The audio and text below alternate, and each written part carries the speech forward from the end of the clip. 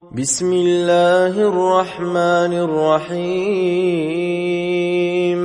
إذا وقعت الواقعة ليس لوقعتها كاذبة خافضة رافعة إذا رجت الأرض رجا وبست الجبال بسا فكانت هباء منبثا وكنتم أزواجا ثلاثة فأصحاب الميمنة ما أصحاب الميمنة وأصحاب المشأمة ما أصحاب المشأمة والسابقون السابقون أولئك المقربون في جنات النعيم ثلة من الأولين وقليل من الآخرين على سرر موضونة متكئين عليها متقابلين يطوف عليهم ولدان مخلدون بأكواب وأباريق وكأس من معين لا يصدعون عنها ولا ينزفون وفاكهة مما يتخيرون ولحم طير مما يشتهون وحور عين كأمثال اللؤلؤ المكنون جزاء بما كانوا يعملون لا يسمعون فيها لغوا ولا تأثيما إلا قيلا سلاما سلاما وأصحاب اليمين ما أصحاب اليمين في سدر مخضود وطلح منضود وظل ممدود وماء مسكوب وفاكهة كثيرة لا مقطوعة ولا ممنوعة وفرش مرفوعة إنا أنشأناهن إن شاء فجعلناهن أبكارا عربا أترابا لأصحاب اليمين ثلة من الأولين وثلة من الآخرين وأصحاب الشمال ما أصحاب الشمال في سموم وحميم وظل من يحموم لا بارد ولا كريم إنهم كانوا قبل ذلك مترفين وكانوا يصرون على الحنث العظيم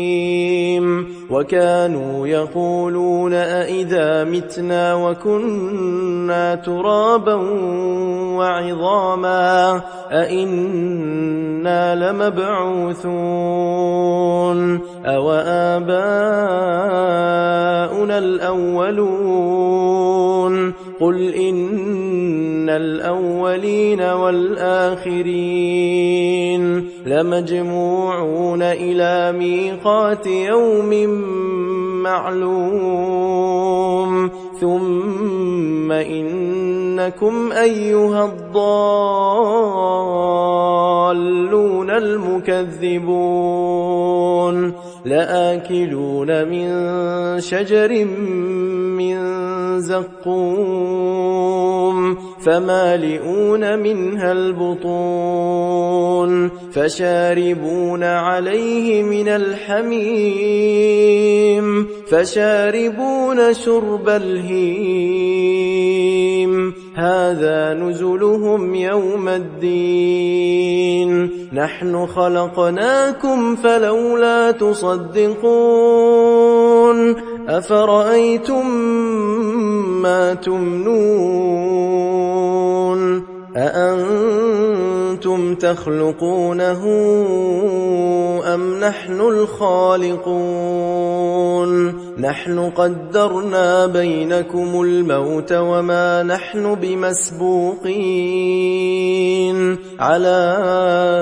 أن نبدل أمثالكم وننشئكم فيما لا تعلمون ولقد علمتم النشأة الأولى فلولا تذكرون أفرأيتم ما تحرثون أأنتم تزرعونه أم نحن الزارعون لو نشاء لجعلناه حطاما فظلتم تفكهون إنا لمغرمون بل نحن محرومون أفرأيتم الماء الذي تشربون أأنتم أنزلتموه من المزن أم نحن المنزلون لو نشاء جعلناه أجاجا فلولا تشكرون أفرأيتم النار التي تورون أأنتم أنشأتم شجرتها أم نحن المنشئون نحن جعلناها تذكرة ومتاعا للمقوين فسبح باسم ربك العظيم فلا أقسم بمواقع النجوم وإنه لقسم لو تعلمون عظيم إنه لقرآن كريم في كتاب مكنون لا يمسه إلا المطهرون تنزيل من رب العالمين أفبهذا الحديث أنتم مدهنون